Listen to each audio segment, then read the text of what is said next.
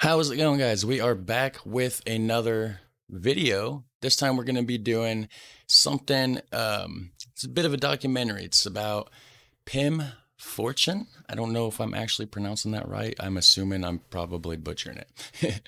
A Democracy in Shock by Dutch Docu Channel. In fact, I'll switch my screen over so that you can see right here.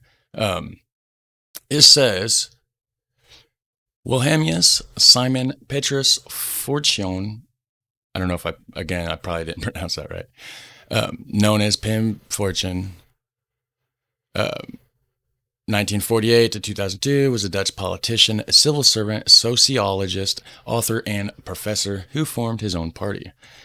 Pim Fortuyn list, LPF in 2002.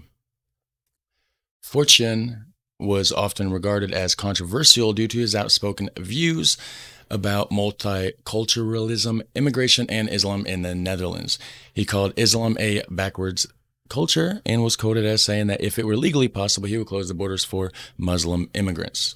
He was labeled a far-right populist by his opponents and in the media, but he fiercely rejected this label. Fortuyn was openly homosexual. Fortuyn explicitly distanced himself from far-right politicians such as the Belgian Philippe de Winter, the Austrian George Hader, or Frenchman Jean-Marie Le Pen, whenever compared to them. While he compared his own politics to center-right politicians, such as Silvio Berlusconi of Italy, he also admired former Dutch Prime Minister Joop den Uyl, a social democrat, and Democratic U.S. President John F. Kennedy. Fortuyn also criticized the Polder model, and the policies of the outgoing government of Wim Kok, and repeatedly described himself and LPF's ideology as pragmatic and not populistic. Fortuyn was assassinated during the 2002 Dutch national election campaign by Volkert van der Graaf. In court, at his trial, van der Graaf said he murdered Fortuyn to stop him from exploiting Muslims as scapegoats and targeting the weak members of society in seeking political power. All right, so this is going to be a lot to learn. This is a priority request. The credit goes out to Bunny J. So shout out to Bunny J, and I will catch you in the Discord. So also we have a Discord. If you didn't know about it, you do now. Links in the description down below, along with the link to this original video that we're going to be watching and learning. So let's check this bad boy out. A Democracy in Shock.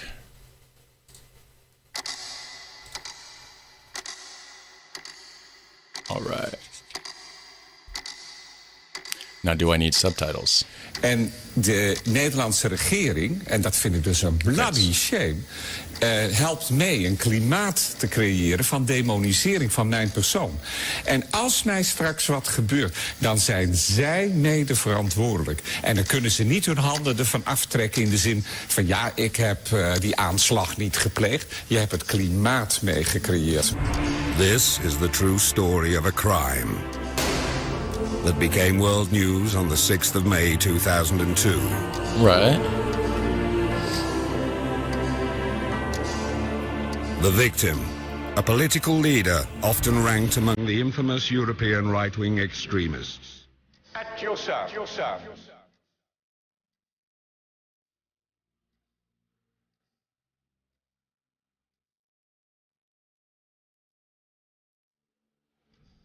The suspect, a radical left-wing man who had already gained a reputation as an environmental activist and, as such, was hated by many Dutch farmers. Er zijn inderdaad boeren die ons ook bedreigd hebben door middel van brieven. Ik denk dat deze gang van zaken absoluut niet te tolereren valt. So hold on. His murder weapon. Ik denk boeren die ons ook bedreigd hebben door. By many. Okay, you just said they're threatening, sending threatening letters. Dat deze gang van zaken absoluut niet te tolereren valt. his murder weapon, a gun used mainly by the Spanish police.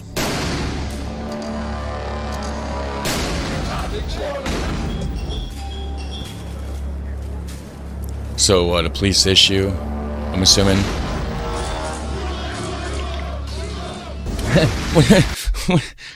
What was that guy doing?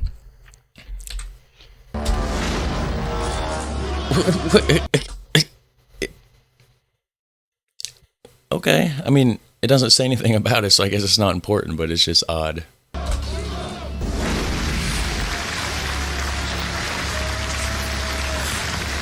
Looked like a GTA character that was like glitching out or something, just like, you know what I mean? That was crazy.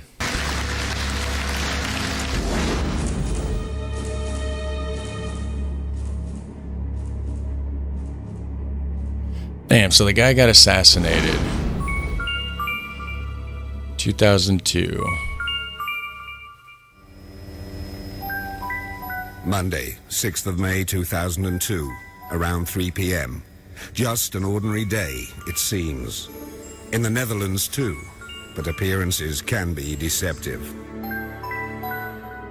That Monday afternoon, around 3 p.m., along one of Holland's motorways, a Daimler is being driven. Daimler? Inside the luxurious car are politician Pim Fortuyn and his chauffeur. They are Pim Fortuyn. Okay. I knew. What'd I say? Pim Fortuyn? Yeah, I'm going to see those comments down below on that one. They're on their way to the National Media Park in Hilversum, the center of Dutch radio and TV. Fortuyn is scheduled to give a live radio interview there at 4 p.m. Okay. In just a few months, Pim Fortuyn has single-handedly managed to create a political landslide, not only in the Netherlands but throughout Europe. He is tipped to win the parliamentary elections that are due to take place the following week. This newspaper quotes Pim Fortuyn saying, "We are heading for an electoral revolution. Fortuyn will be Prime Minister. He has predicted it himself." Fortuyn is confident, enjoying his unprecedented popularity to the full. Monday, 6th of May 2002, around 3 p.m. At the same time, on another motorway, another car is being driven to the media park. So just almost 2 months, almost 20 years ago. Next month, I believe, will be 20 years. Interesting. I mean, obviously, depending on when you're watching. If you're watching it when it's a newly uploaded video, then next month will be 20 years. And then, this video will be up in 10 years. So then at that point, it'll be 30, right? It is a red Toyota Starlet.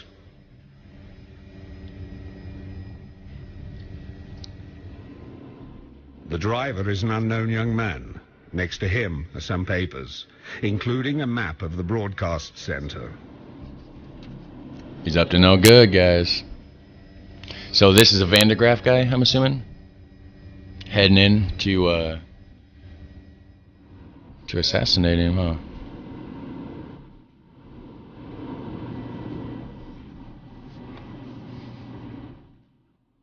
He is also heading for the media park.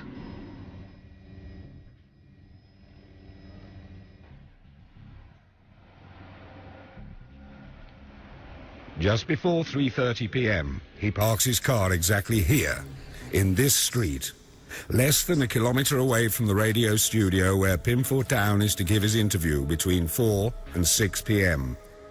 Okay. It's the getting young man interesting. is aware of this interview. It's already getting interesting. Like, it's just building it up. Like, this is good already. We're only 4.5 minutes in. Like, I'm already hooked. This is going to be good. It's not boring. It's not like, I don't have to read like a whole bunch of subtitles, so I can actually follow along with the video very nicely. So, this is great. I'm excited. The time and the presenter's name are jotted down on the map. That was back in the days. Probably use a map quest. 3:50 p.m. Remember that? 20 minutes later, Pim Fortuyn arrives at the radio studio. The chauffeur parks the Daimler here, just a few minutes before the live show is due to start. Pim is in a hurry. It has never been ascertained where the driver of the red Toyota was at this point.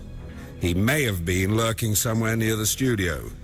This is an excerpt of the actual interview Fortuyn gave. Hoe oud wil je worden eigenlijk? Daar ga ik niet over, maar toen ik een jaar of 14, 15 was, had ik al het idee, ik word een jaar of 86, 87. En dat is echt nooit meer uit mijn hoofd gegaan. Wow, the irony. They're asking how old he wants to be, and he's like, oh, well, when I was a kid, I wanted to be like, 86, 87. He gets assassinated, like, I'm assuming this day, right? I mean, that's what it sounds like. The other guy's there waiting for him, and wow, that's irony. De gevoelsleeftijd, om het maar zo te zeggen. En mijn moeder is bijna 85 geworden, mijn vader 87, dus het zou kunnen. 2 hours later. I would also like to die old. Older than that. I would like to be 90 or 100, who knows? What about you guys? Let me know. I am curious about that, because some people don't want to be old. They don't want to go through the pain and all that, and other people just want that long life. So I want a long life. Later, the interview has come to an end and Pim leaves the studio, All right, so he's accompanied leaving. by a few radio employees and political colleagues. So that's it then. So the guy was getting ready to be prime minister, right? He's running for prime minister, and he only has just a couple radio or what did they say? Radio colleagues, I think. The interview has come to an end and Pim leaves the studio, accompanied by a few radio employees and political colleagues. A few radio employees and political colleagues. I mean, it's just, to me, it's crazy because, like, here in America, you would have political people and this and that, and they'd have, like, Secret Service and, like, bodyguards and, like, whatever following them around to kind of, prevent this sort of thing from taking place. You'd have soldiers, like, hiding in bushes and stuff, or, you know what I mean? Like, he's just got some regular employees, a couple political colleagues, so just other political people of some sort. I don't know, that they have any kind of training in self-defense or anything, but it just seems like he's kind of like a high-profile figure in a very unprotected situation. I mean, and it's a public thing that, like, he's there. He's going to the radio show or whatever it was, right, to do the interview. All right. I'm assuming they probably stepped up the policy since then and started getting a little bit more protection and maybe some bodyguards since then. I don't know. I'm just speculating, but I would hope so. Leaves the studio, accompanied by a few radio employees and political colleagues. 6:06 p.m. A young man appears in the car park and fires 6 bullets from close range. 5 hit their target. The gunman runs off. Pim Fortuyn collapses and dies on the spot shortly afterwards. The man who was on the verge of coming to power in the Netherlands and changing Europe with his new controversial ideas has been assassinated. And it's harder to get guns over there, right? I mean, so that's interesting anyways that he was just able to get a gun. But again, if they had people, more like security there, then they could probably have prevented that. But yeah.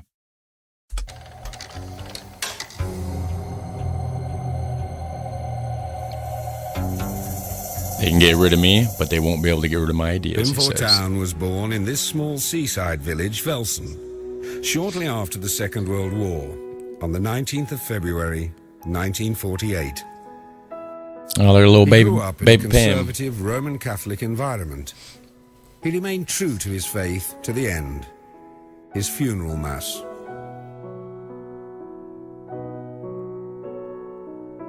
However, as an adult, Fortuyn was anything but conservative. At the age of 23, he graduated as a sociologist, followed 9 years later by a PhD in social sciences. That didn't even look like him. That's crazy. That picture right there don't look anything like the rest of him. He looks angry or something there, don't he? Sociologist, followed 9 years later by a PhD in social sciences. In 1992, 10 years before his death, he set up his own consultants agency and became a very well-known figure. He was different in many ways. He was open about his desire for fame and a glamorous lifestyle.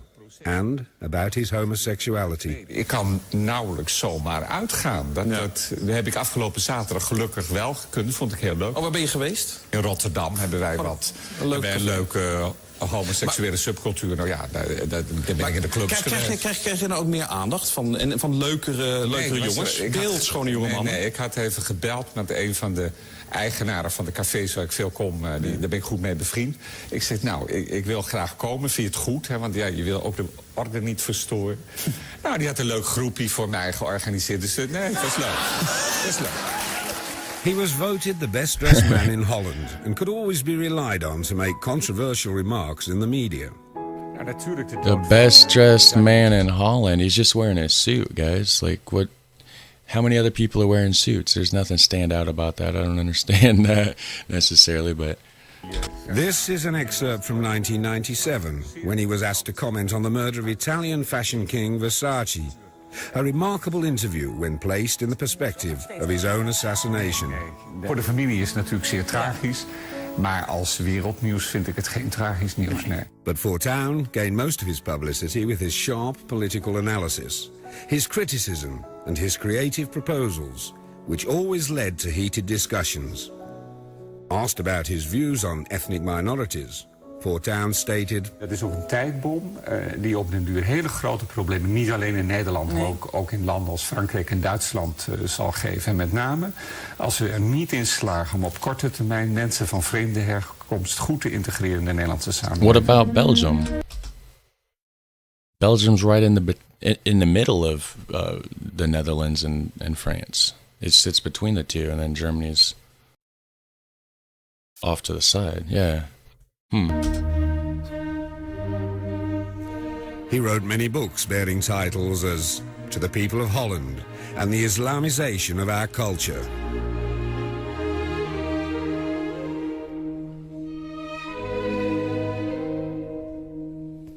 On the 20th of August, he announced he wanted to go into politics. 394 stemmen is gekomen.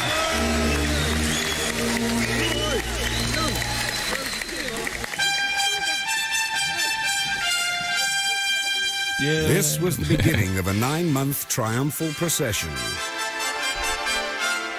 We willen wel openheid. En we willen wel het land teruggeven aan de mensen in het land. Ik heb er zin aan. At your service. I wonder why he was speaking Dutch, obviously. He's in the Netherlands, but then when he said at your service, he spoke English, which, I mean, 90% of Dutch people speak English, but it's not their official language. It's just interesting that he switched to English for at your service. So, which again, I don't know Dutch. I am in the process of learning, which I do have a link, I believe, in the description section for that. I've been going on Duolingo and doing live streams of Dutch lessons. I don't know if I've came across at your or service, and so maybe that some words are the same and they don't translate it, so maybe it is actually Dutch. It's just is a coincidence that it's sounds English as well. I don't know. Again, I'm just kind of speculating, but yeah, let me know about that because I am curious about that, and I am actually trying to learn Dutch and become fluent in speaking Dutch. So yeah, that'd be awesome. But as well as making many friends, he also made many enemies. Dit is niet gewoon rechts. Dit is extreem rechts. Fortuyn despised the monarchy, so sacrosanct in Holland, and said the following about Queen Beatrix. She lectures us about solidarity. That woman in her beautiful state-funded palaces with her luxurious lifestyle and her tax freedom, why doesn't she set an example? Fortuyn wanted to abolish the army and the air force. We should incorporate all the armed forces into the Navy. That would make things more transparent, easier to control, and it would be cheaper too. I mean, I get that. I don't understand why there's so many different branches. You got I don't know for sure how, it works in the Netherlands, but here in the United States, we have Air Force, right? We got Navy, we got Marines, and then we got just Army. Marines and Army, I mean, I don't know. I'm not a soldier, but I think they're essentially the same thing. I mean, they're both just essentially ground forces, right? And then obviously Air Force is air and Navy's water, but they all do a little, mix of all of it. So like Air Force will have like boats as well, or like, you know what I mean? So like, I don't understand why it's not just together. So like that part, if your guys' things like that too, where it's all separate and this and that, and I get that. It seems like it would be way easier. So yeah.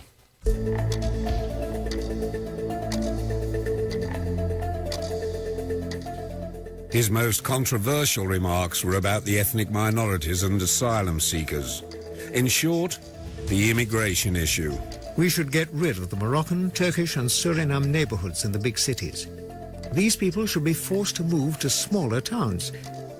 Morally speaking, the Christians of Holland have more rights than Islamic newcomers because for centuries, Christians have contributed to the rise of our country. And? If it were up to me, I wouldn't let another single Muslim into this country.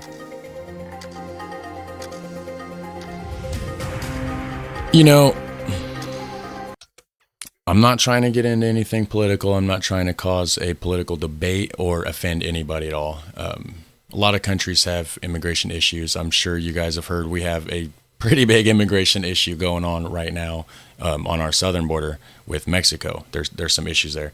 I'm not going to necessarily get into it and say one way or the other or whatever, because people do easily get offended. But,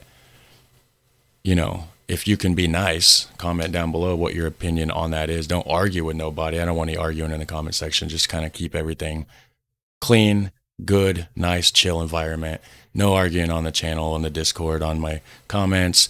I just don't like it. I'm sure you guys could understand. But if you could have a nice, healthy conversation, let's do it. So, yeah, get back to this.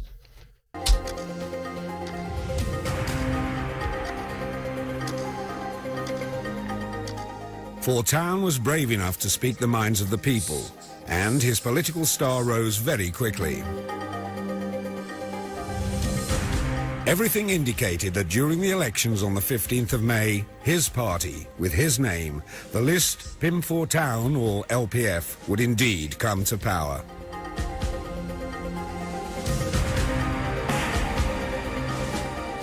Nou, ik denk niet dat ik veel achter mijn bureau zal zitten als minister-president. Want het wordt toch erg veel wat Engelsen noemen management by speech. Als je dat land wil veranderen, moet je mensen motiveren. En dan moet ik in dat land zijn. En dat heeft helemaal geen zin om daar alsmaar in Den Haag te zitten. Makes a point. At all costs, Pim wanted to become Prime Minister of Holland. Makes a point. Don't be sitting behind your desk trying to make an example. You get up and lead your country, Vergis je niet. Ik word de minister-president van dit land. He knew how to manipulate the media better than anyone. His eloquence and extraordinary charisma gave him the status of a savior. His political opponents, however, especially the left-wing parties, regularly labelled this rising star as dangerous and his views as far-right. Fortuyn wanted to drastically curb the number of asylum seekers. When he went further by expressing his doubts about the discrimination ban in the Constitution, the established political order was incensed. Vanochtend, in een krantinterview, heeft Pim Fortuyn laten zien wat hij wil. Het masker afgeworpen. Een land waar mensen met een bepaald geloof, een zekere cultuur, een andere achtergrond gediscrimineerd mogen worden. Hij wil daartoe artikel 1 van onze grondwet schrappen. Dat is het fundament van onze rechtsstaat. Dat de integriteit van iedereen beschermt. Hij weet wat hij wil. Ik weet waar wij tegen vechten. Met zijn pleidooi de grenzen te sluiten, overschrijdt hij een grens. Het discriminatieverbod afschaffen gaat zo mogelijk nog verder. Het is de bijl aan de wortel van de grondwet en de beschaving. Dit is niet gewoon rechts, dit is extreem rechts. Hij gaat hier een grens over die je niet mag passeren. Nederland wordt wakker. Het is in ernstige mate dus tweedracht zaaien. door de ene groep van de bevolking bang te maken of onrustgevoelens, die er toch misschien al zijn, verder aan te wakkeren onder de verwijzing naar het feit dat er van de andere soort te veel zijn. In onze cultuur is individuele verantwoordelijkheid gaat boven collectieve verantwoordelijkheid. We hebben een scheiding van kerk en staat. We willen gelijkwaardigheid van mannen en vrouwen. We willen gelijkwaardigheid van homoseksuele mensen en andere minderheden. We zijn voor vrijheid van meningsuiting en voor een ontwikkelde democratie en een ontwikkelde rechtsstaat. Nou, met de islamitisch-agrarische cultuur is overal in de wereld op deze punten worden andere stellingen betrokken. En dat maakt het ook voor mensen die hier naartoe komen met zo'n culturele achtergrond ook zo moeilijk om te integreren in de moderne Nederlandse samenleving. Nou, dat is het enige wat ik heb gezegd. I mean, I can see his point, Muslim, which I'm not trying to offend anybody if you're watching this and you're Muslim, apologies in advance, or whatever. What he's saying, I think, because Muslim culture, women aren't equal in that culture. I'm not saying that, but in the Muslim culture, right? They have to cover their face. They're less than the man. The man is the one that's like in charge or whatever. Like, you know what I mean? So he's like, oh, well, we're all equals, which I agree. A female is just as equal as a man. So that does kind of misalign with the values of that culture, I think. So I don't know. I'm not saying it's right or anything like that, but like I can kind of like, I think I get where he's what his point's was trying to be on that. So I don't know. We're going to check this out though, before I end up making this video 3 hours long because I keep talking, right? But it didn't stop at a verbal war between... What is it? Hold on now. Nou, dat is het enige wat ik heb gezegd. Whoa. But it didn't stop at a verbal war between politicians. And she just walked straight away. That would not happen in America. I mean, assault somebody with a fruit salad or not. I mean, I don't know if that was a pie or a fruit salad, whatever it was, but it don't matter. Again, back to the surveillance and bodyguards and stuff like that. They would have already done arrested her here in the USA. She's just walking away and everybody's just kind of like getting out of her way and letting her go by and watching her. That's interesting to me. It's different than here. On the 14th of March, during a... Did she just come back and hit him again? Was that her? What is going on here? A verbal war between politicians.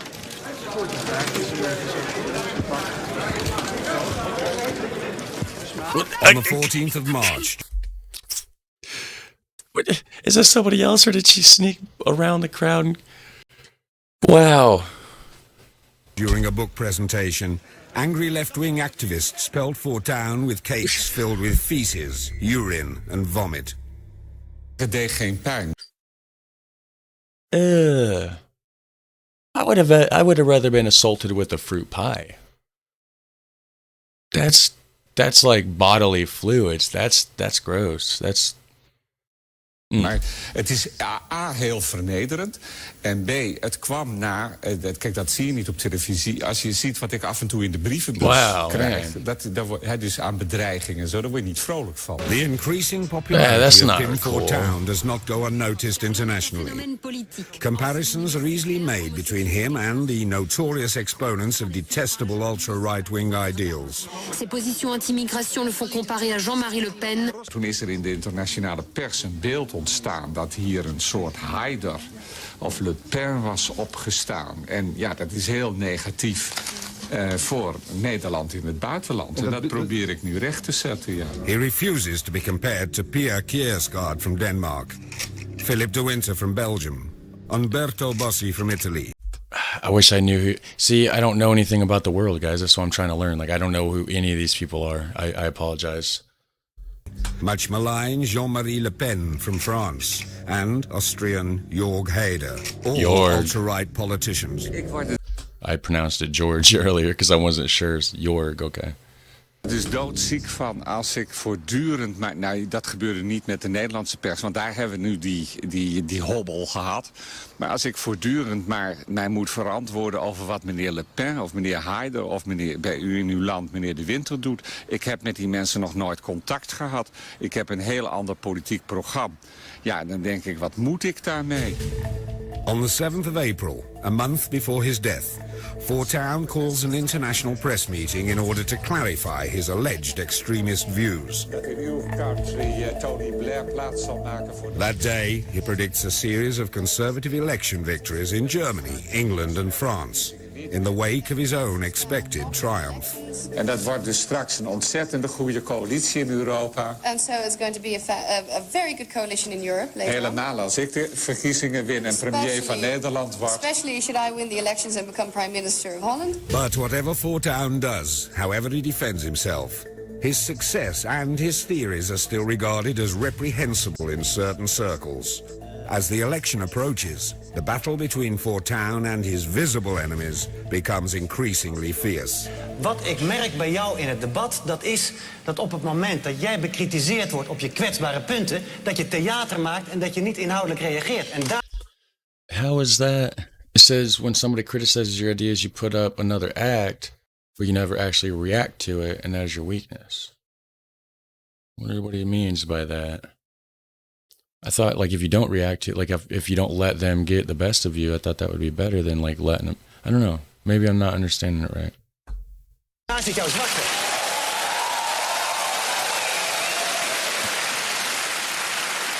But worse still, Fortuyn even receives anonymous death threats from his invisible enemies. De Nederlandse regering, en dat vind ik dus een bloody shame... helpt mee een klimaat te creëren van demonisering van mijn persoon. En als mij straks wat gebeurt, dan zijn zij mede verantwoordelijk. En dan kunnen ze niet hun handen ervan aftrekken in de zin van... ja, ik heb die aanslag niet gepleegd. Je hebt het klimaat mee gecreëerd. The assassination of Dutch politician Pim Fortuyn also sends shockwaves abroad. Good evening. Holland's leading right-wing politician was assassinated. Anytime anybody gets assassinated, it kind of, makes shockwaves. I mean, people hear about it, I think. Assassinated today. In den Niederlanden ist der Rechtspopulist Pim Fortuyn erschossen worden. Dieses Attentat ist ein schwerer Schlag für die Werte der Demokratie. In Hilversum gab am Abend ein Unbekannter mehrere Schüsse auf den Rechtspopulisten Pim Fortuyn ab. Volgens nog onbevestigde berichten zou hij overleden zijn.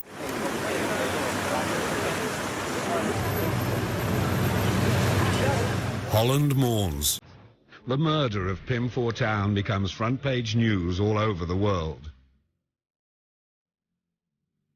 The press reports on the feelings of disbelief, anger, and intense grief of the Dutch people.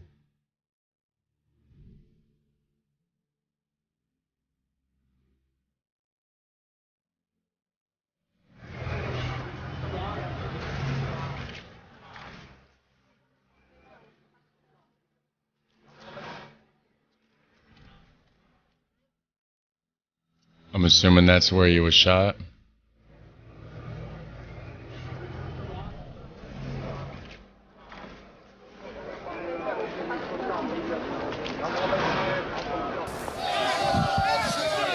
That same night, riots break out around the Dutch parliament in The Hague.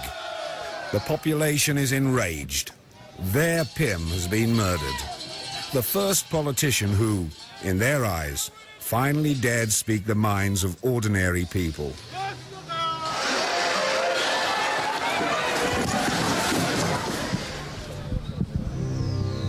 What was that about?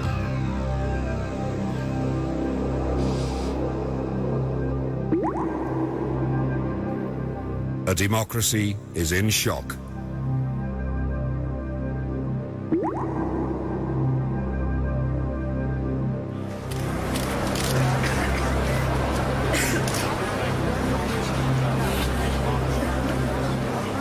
Via a TV broadcast, the Prime Minister urges the nation to stay calm. Laten we in godsnaam onze kalmte bewaren. Laten we onze kalmte bewaren in een tijd waarin je geneigd bent heel woest te zijn, heel boos te zijn. So, I mean, I don't know, and I'm not saying this is what happened, but the guy that he was running against, so the opposing party in the election, did they maybe hire the person to kill him? Because they were threatened that he was going to win? I mean, I would be looking at that person as a suspect. Maar kalmte is misschien wel de beste dienst die we nu in waardigheid aan onze rechtsstaat en aan onze democratie en aan de nagedachtenis van Pim Fortuyn kunnen geven.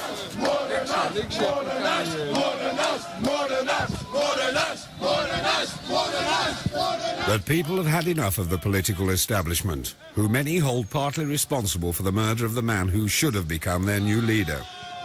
Because people felt that despite earlier incidents and many threats, the government didn't provide Pim Fortuyn with adequate protection. What's he doing? It is dangerous for me without security in the big cities to walk on the street. I was saying that. He just said it's too dangerous to be walking out in the big cities without security. Duh. Why you think you got shot? I mean, come on, man. People felt that he was demonized as a dangerous extreme right monster, and that leading politicians actually put his life in danger.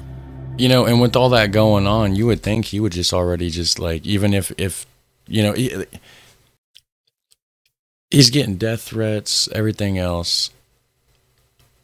If I was in his situation and I was fearing for my life, I would have had bodyguards. I would have had people out watching and scoping, you know, and you got a guy just walking around with a gun waiting for you to walk outside.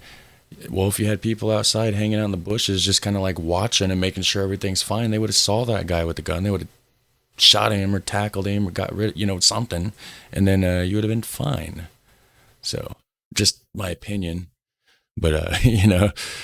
Pim Fortuyn had a vision and was open and honest about what he thought was wrong with the world. He made use of the democratic freedom of speech in a very flamboyant way, and that was what killed him. Nearly everyone is convinced of that. Omdat men in Nederland niet wenst te spreken over landen van herkomst en sociale problemen die daarmee samenhangen. En meten is weten. Je moet eerst weten hoe het in elkaar zit, het probleem. Pim Fortuyn gains iconic status in the days following his violent death.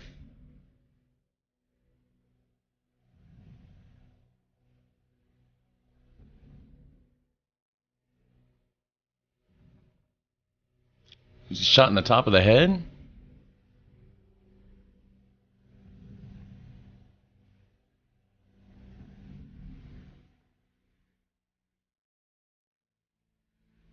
Now, is he still under the flowers? He is glorified in a similar way to Princess Diana. The murder is quickly placed in an international context, and comparisons are made with leading figures from world history, such as Olof Palme, Sweden, 1986. Indira Gandhi, India, 1984. Aldo Moro, Italy, 1978. I don't know any of these people, guys. I'm sorry. Luis Carrero Blanco, Spain, 1973. You probably think and I'm Martin just... Luther King, the USA, 1968. I heard of him, but I'm from the USA, so they teach us about a little bit of that stuff. Yeah, so you guys probably think I'm just like a dumb American, which you're right. Yeah, I mean, you know, let's be real. That's why I'm trying to do this, right? That's why I'm trying to learn about the world. So, yes, let's do it. I have a dream. But the name that's mentioned most frequently is the name of the man who was assassinated almost 4 decades ago in Dallas, Texas. John F. Kennedy. And there's a lot of conspiracies behind that, let me tell you. Just saying. Just go on YouTube and you already know. The American president who, ironically enough, Fortuyn often quoted and called his major role model. al Kennedy door. Dit is heel belangrijk voor alle mensen van mijn leeftijd geweest. Wij werden opgevoed in de jaren 50. En toen ging het net een beetje kantelen. De ramen werden wat opengezet. En die man verwoordde dat zo prachtig. During a conversation with a confidant, Pim once said, My mother always had a Kennedy-like vision of me. She was afraid that I'd be shot dead too.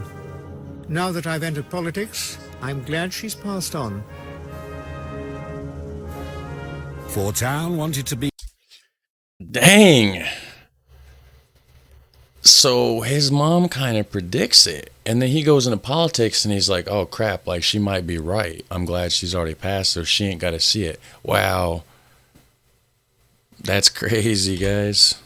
This is good, man. Bunny J, this is a good one. And if you guys want to make a priority suggestion of your own, there's a link down below for that as well. Hit like, hit subscribe on the way down. That would be great. He's passed on. Fortuyn wanted to be to the Dutch what Kennedy had been to the people of the United States.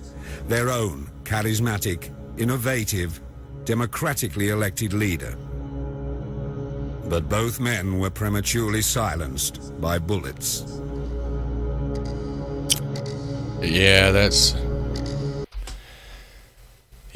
it's pretty crazy. You try to speak your mind and you speak too much of your mind, and it's sometimes ain't so good. That's why I've tried to just I try to not offend anybody or piss anybody off, you know what I mean? Because I can be a very opinionated person, so, and I get how it could cause arguments or problems and whatnot, so it's easier to kind of stay out of it sometimes.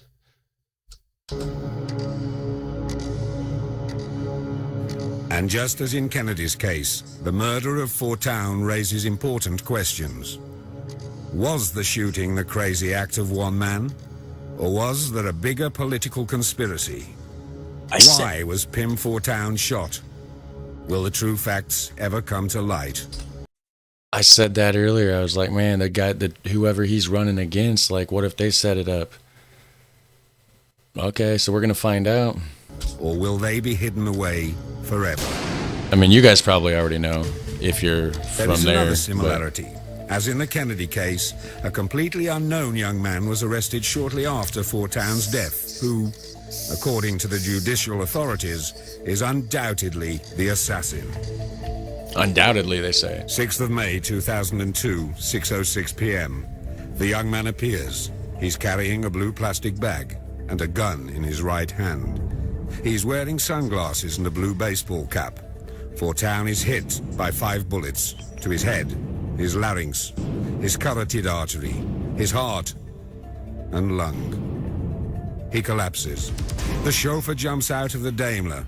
Bystanders take cover. The gunman runs towards the entrance barrier of the radio studio, with the chauffeur in pursuit. Okay, I was wondering which way. Whilst running, the chauffeur calls the emergency number.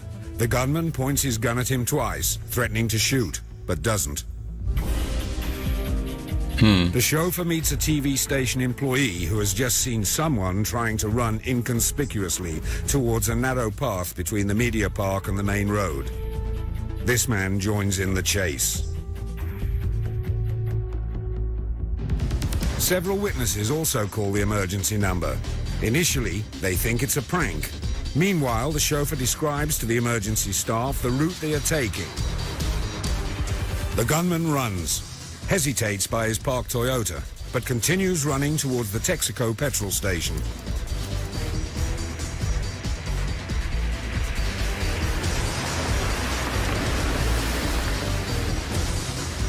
Three police cars arrive, following the chauffeur's directions. They have police dogs with them. The gunman is overpowered by 4 policemen at the petrol station. It is 6:11 p.m., 5 minutes after the attack. He is immediately taken to the police station in Hilversum. That's where he states his name, Volkert van der Graaf. 5 minutes. Damn, they're good. He states his address, an ordinary house in Harderwijk, a town in the center of Holland. At the police station, he also states the name of the law firm he wants to represent him, And that is all that the murderer, who was practically caught red-handed, says. Who is this unknown 32-year-old Volkert van der Graaf? Well, we're about to find out, aren't we? Volkert van der Graaf was born on the 9th of July 1969 in the coastal province of Zeeland. People who knew him when he was a young boy say he was shy, remarkably inconspicuous and hot-tempered. Volkert grew up in this street. He was an idealist from an early age. Long before the murder of Pim Fortuyn, the website of Animal Freedom, a British animal rights organisation, published a kind of autobiography of Volkert, in which he says the following about his childhood. Even in elementary school, I was interested in animals, the environment, and nature. We did things like picking up garbage in the dunes, and I also used to fish with my brother. Huh.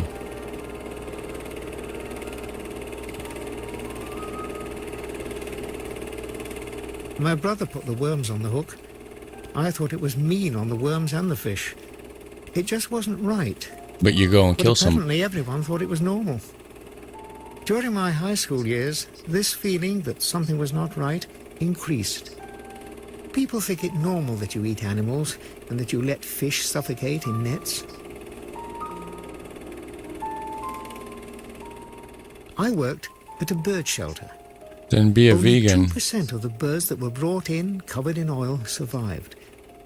I wanted to prevent suffering. Such things shouldn't be happening in a civilized country, I thought. So, but we're just going to continue. I mean, I've been stopping it enough, and yeah, just random thoughts. But yeah, let's carry on, guys. There's no one to stand up for them. At one point, I wanted to stop eating meat, but my parents wouldn't let me because you had to eat meat. In 1987, 18-year-old Volkert becomes an environmental hygiene student in Wageningen, a small student town known for the many idealists who go there to make the world a better place. Then I became a vegan. During my studies, I involved myself in the use of laboratory animals. We fought for the right not to have to use test animals in our studies. I've been involved in several actions. Volkert eventually drops out of college and becomes an activist. He continues to live and work in Wageningen. From 1994 until the murder of Fortuyn, he worked for the Environment Offensive Association. Environment Offensive is involved in the environment as well as animal welfare. We work together towards stopping the expansion of factory farming. The result is less pollution of the environment and less animal suffering. Through legal procedures, we fight permits for factory farming and fur farms, using the law as our tool. Okay, but then he goes and kills somebody. I mean, sounds like he used to be like a pretty decent guy. I mean, you know what I mean. So I don't know exactly what happened here, or if he just genuinely thought the guy was evil. So he's just that much of a good guy that he's like, you know what? I don't care what happens to me. I know I don't like to cause pain, but causing pain to this one evil individual will save the world. Maybe that's where his ideology and his thinking was, or just maybe he just snapped one day. You know what I mean? And his face almost looks like a little Minecraft character in the texture. That's funny. Boeren vragen een hinderwetsvergunning aan. Wat wij doen is het systematisch controleren van deze aanvragen. Wij gaan dus na of deze aanvragen voldoen aan de wettelijke regels. Wanneer daar niet aan voldaan wordt, tekenen wij bezwaar aan en eventueel beroep bij de Raad van State. Volkert's actions drew the anger of the farmers. Er zijn inderdaad boeren die ons ook bedreigd hebben door middel van brieven. En ik denk dat deze gang van zaken absoluut niet te tolereren valt. Dat ze op deze manier hun zin proberen te halen. A few months before the murder of Pim Fortuyn, there are lots of changes in Volkert's personal life. 5 months earlier, he became a father and leaves Wageningen to move in with his girlfriend and his newborn daughter in a town some 60 kilometers away. You just had a baby and you go and kill somebody? Come on, man. That kid ain't... we're going to continue. His colleagues at the Environment Offensive say he was showing obvious signs of stress. 6th of May 2002. I mean, like any other... I mean, come on, guys. I'm stressed. I mean, you don't even know what is going on in my personal life. I mean, I don't even have to go into it. You guys got your own to deal with. You know what I mean? So, yeah. So, what to snap? I mean, what kind of stress though? Is it? I mean, I've been. You don't even know next level stuff I've had to go through, stress, and so I haven't even snapped and went and killed nobody. So, what did this guy go through? You know what I mean? Like this is crazy. Today, Volkert van der Graaf goes to work in Wageningen in his red Toyota Starlet. Around lunchtime, he goes to a shopping center. At 12:50 p.m., he buys a few stamps for a letter of protest from the Environmental Offensive, which he then posts. What was in the letter? Environmental Offensive, 12:50 Starlet. Around lunchtime, he goes to a shopping center. At 12:50 p.m., he buys a few stamps for a letter of protest from the Environmental Offensive, which he then posts. Okay, a letter of protest. Then he drives to a nearby village, where he buys a Braun electric razor at an electrical appliance store, as the receipt, found later, shows. Okay. Somewhere between 2:30 and 3:30 p.m., he drives to Hilversum. He parks his car in this street, close to number 45.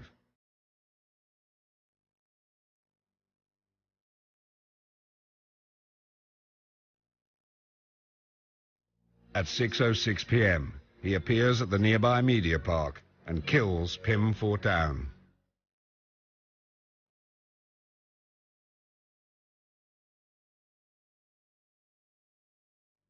Five minutes later, he is arrested. That's quick, too.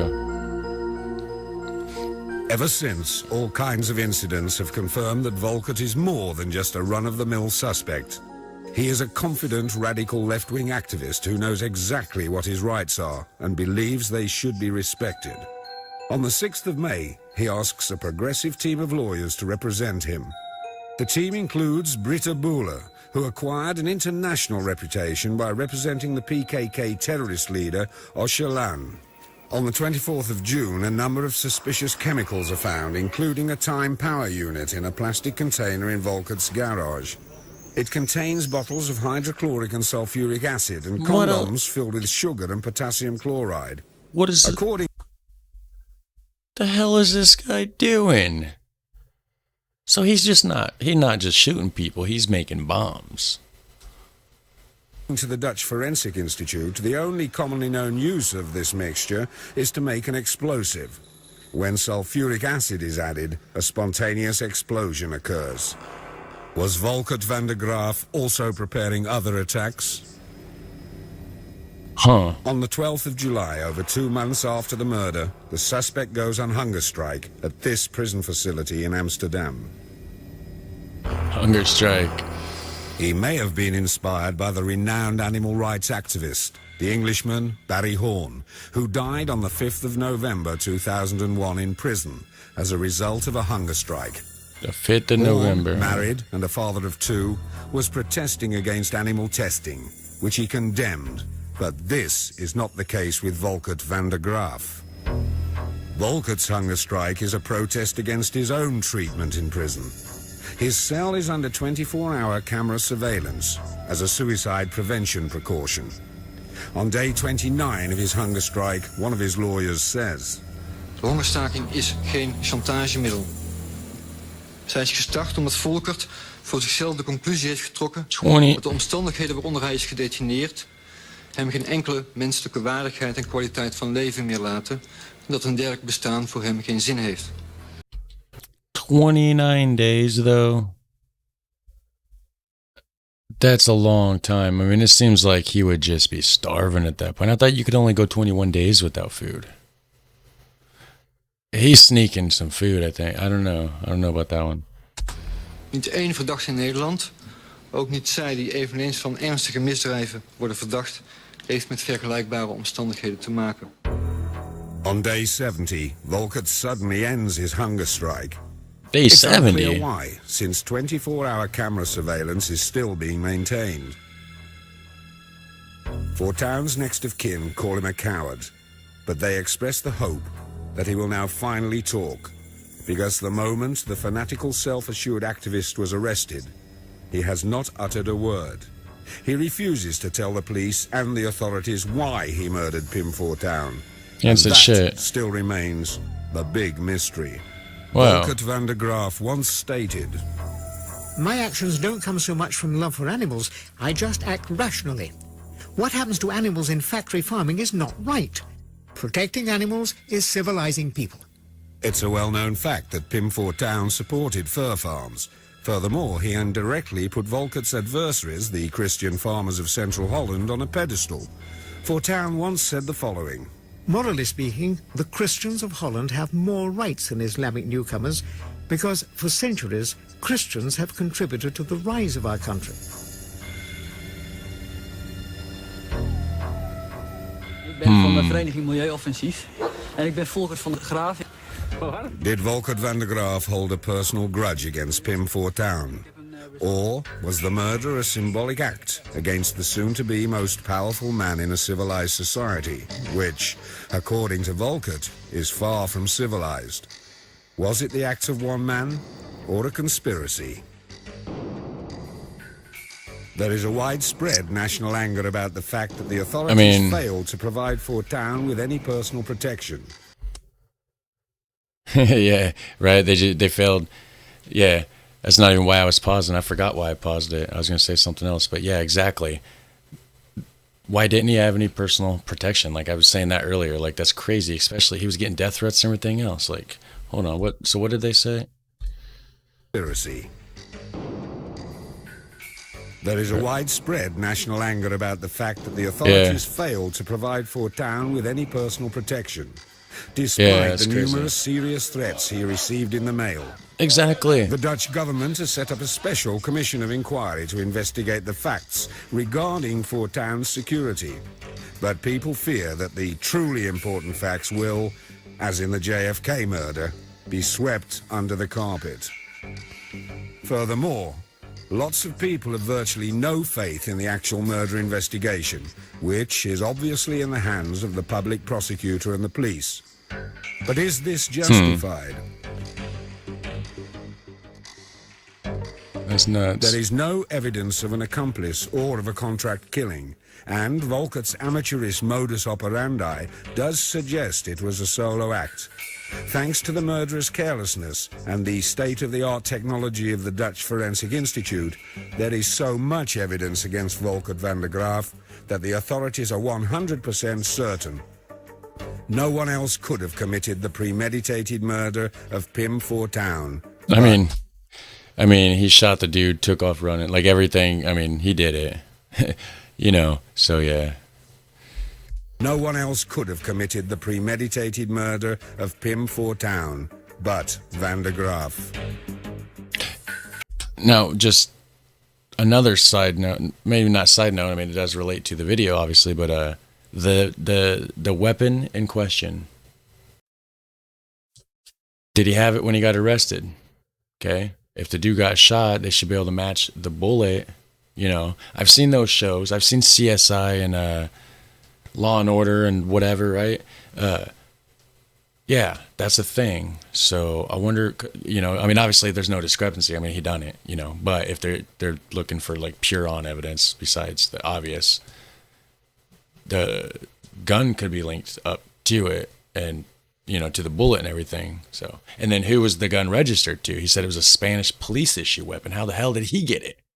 You can't just get guns in the Netherlands like that easy, right? I mean, I don't know. There's more to it. There's definitely something else going on. I would have been like, where did you get the gun? How did the, you know, like police in Spain or whatever, like give him the weapon? I don't know.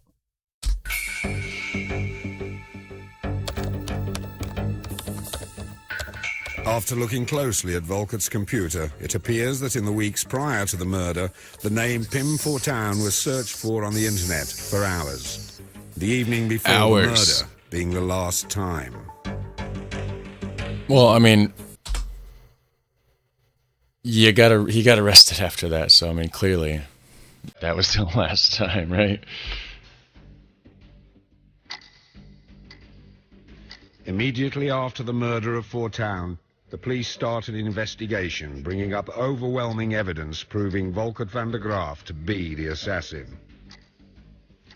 Inside his car, the police find maps of the area of Rotterdam where Fortuyn lived, and of the media park in Hilversum.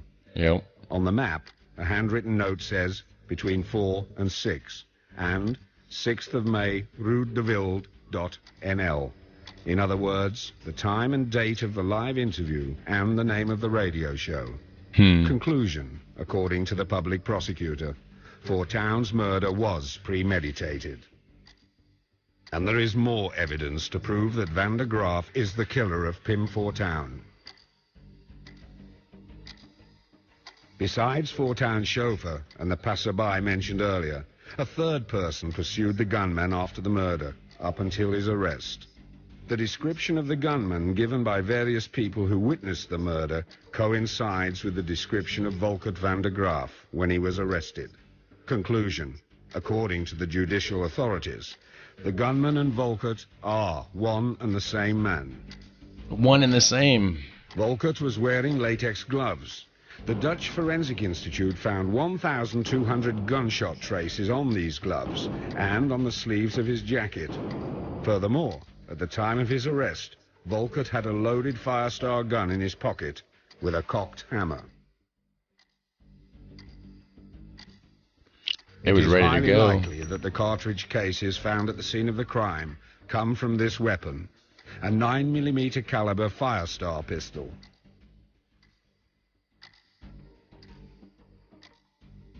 I mean, match the bullets. 2 boxes of identical 9mm cartridges, so-called Luger bullets, were found at Volkert's home during a house search. 1 box was full and contained 25 bullets. The other box contained just 18 bullets. And that tallies with the 6 bullets that were fired into Fortuyn, plus the 1 remaining bullet that was found in Volkert's Firestar gun. They got him. Conclusion, according to the judicial authorities, Volkert's Firestar was the weapon that was used to kill Fortuyn. Yeah. Cell tissue found on Volkert's left trouser leg matches Pim Fortuyn's DNA profile. The victim's blood is even found on the weapon. This horrific fact is final proof, according to the authorities. How close was he? He got blood splattered on him? Damn. I mean, okay. The DNA study shows another remarkable fact. Other cell tissue found on the cartridge clip doesn't match the killer's or the victim's DNA, but it does match DNA found at another crime.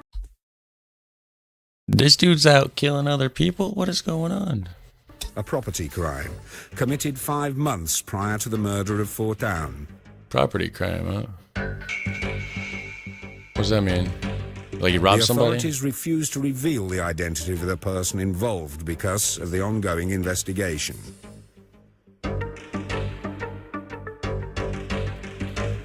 The origin of the gun is still a mystery, but there are other remarkable facts about Volkert's weapon. Still a mystery, but earlier they said it was like, I'm pretty sure they said it was a Spanish police weapon issue or something. Did I hear that wrong?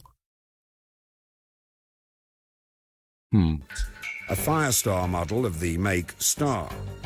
What is striking is that experts call this weapon the larder amongst guns. It's a cheap, unsound, unreliable weapon that hasn't been on the market for some time. It cost around €250 a few years ago. Where's the Spanish thing? What do you mean? The weapon used to be manufactured by the Spanish company, Star Bonifacio Echevarria. It went bankrupt in 1997. So, who uses these cheap, unreliable guns? An internet search shows that all people, the Spanish police, the Guardia Civil, bought 2,600 Firestar holsters in 1995. Okay, yeah, Spanish police. So how did he get This is an official state document, published on the 20th of October 1995, under the heading, Announcements of the Ministry of the Interior. It says, Resolution of the Director General of the Guardia Civil announcing the open invitation to tender for the purchase of 2,600 pistol holsters for the Star Model Firestar Plus under the terms stated. There are also indications that members of the Basque terrorist organization ETA also own Firestars. However, there is no evidence as yet of any links between the Firestars belonging to the Guardia Civil and the ETA and Volkert's Firestar. I thought they had numbers on there, like serial numbers and stuff, where it was like registered. However, the authorities say that the investigations have shown that Volkert's Firestar was legally supplied to a Belgian weapons dealer. According to firearms experts, the fact that Volkert used a Firestar is true evidence of his amateurism. So what's that say about the Spanish police, huh? Come on, that's funny. If you're in Spain and you're watching this, or perhaps you're a Spanish policeman and you're watching this, let us all know how you feel about that. You want a better weapon now, don't you? That Volkert used a Firestar is true evidence of his amateurism. A professional hitman would never have used this kind of inferior gun in a liquidation. Inferior? It's more typical of an opportunistic crime, and there is more proof of that.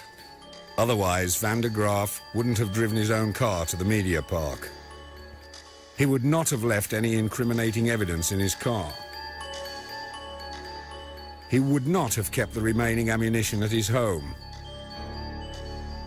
He would not have had the murder weapon in his pocket when he was arrested. Yeah, he made a lot of dumb mistakes. He would have chosen a better escape route.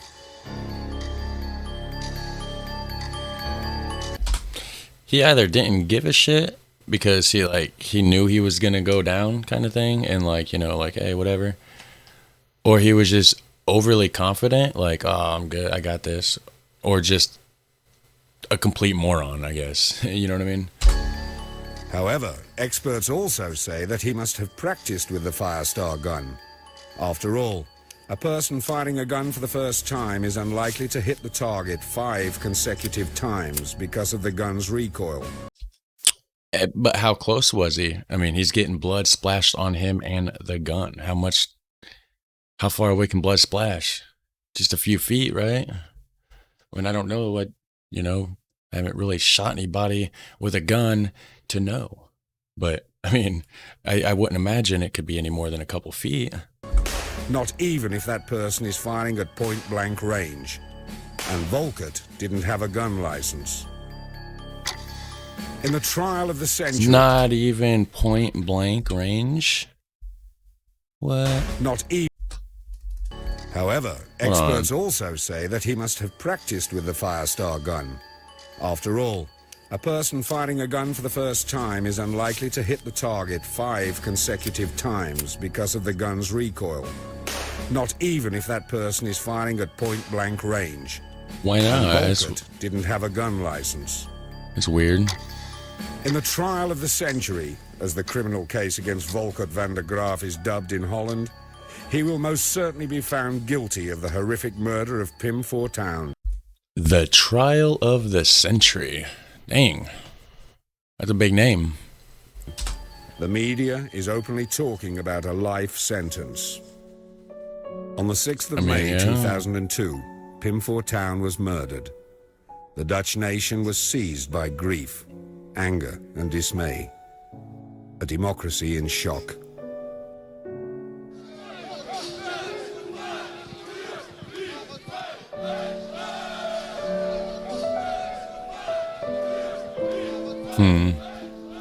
In the eyes of a number of European leaders, politicians and journalists, he was a far-right populist. In the eyes of many Dutch people, he was their new charismatic leader and the voice of the common, hard-working, but voiceless folk. The voice of the people. You took away the people's voice, guy. How you gonna kill people? That same week, his funeral took place amid overwhelming public interest. So, don't kill people. Advice of the day. Be friendly. Don't kill people. Like this video and subscribe as well. Impressive applause resounded during his last journey in Holland. His last journey.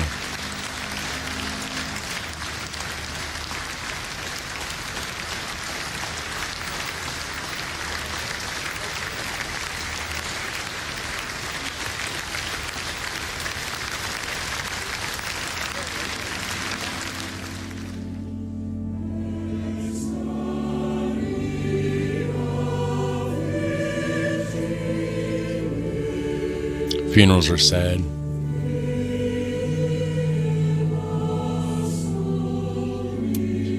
Members of the cabinet and even the Prime Minister attended the impressive funeral service, where Pim's brother spoke. Pim, we zijn trots op jou. Vaar Cordio. Ga met God.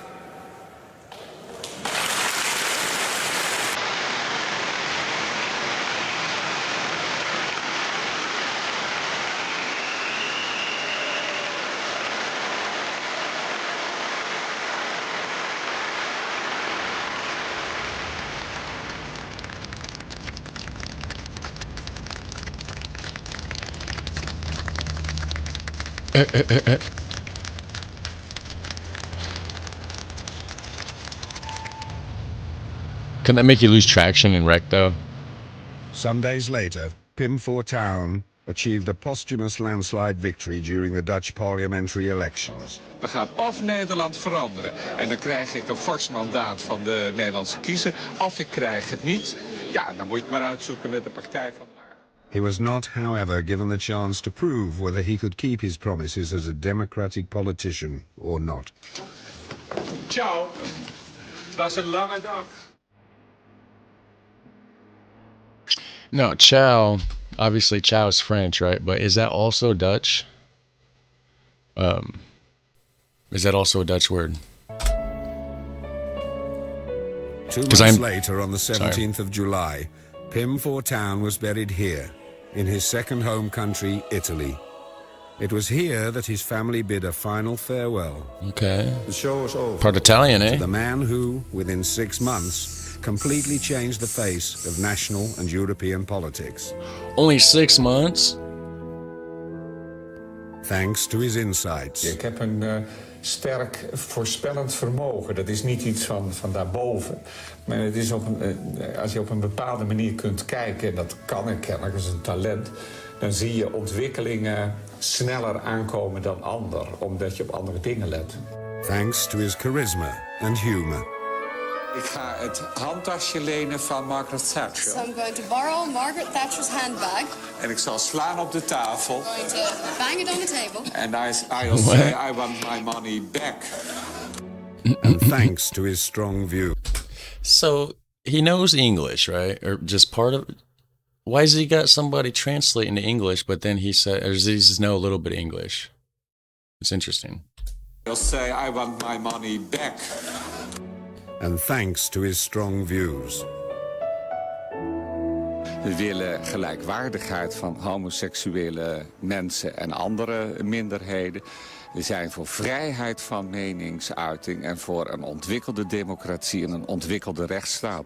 Nou, met de islamitisch-agrarische cultuur is overal in de wereld op deze punten worden andere stellingen betrokken.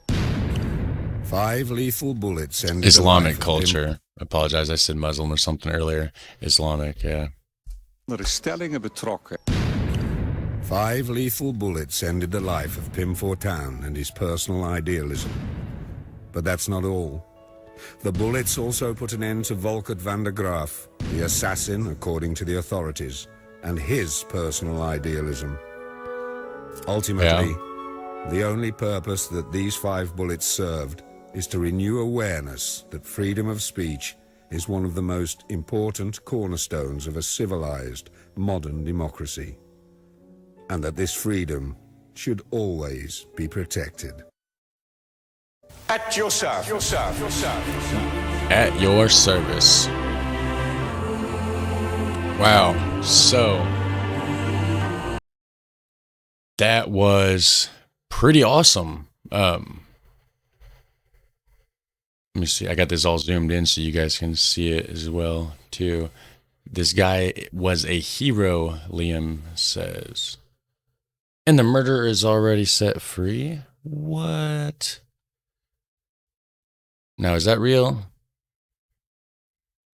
Is this part real?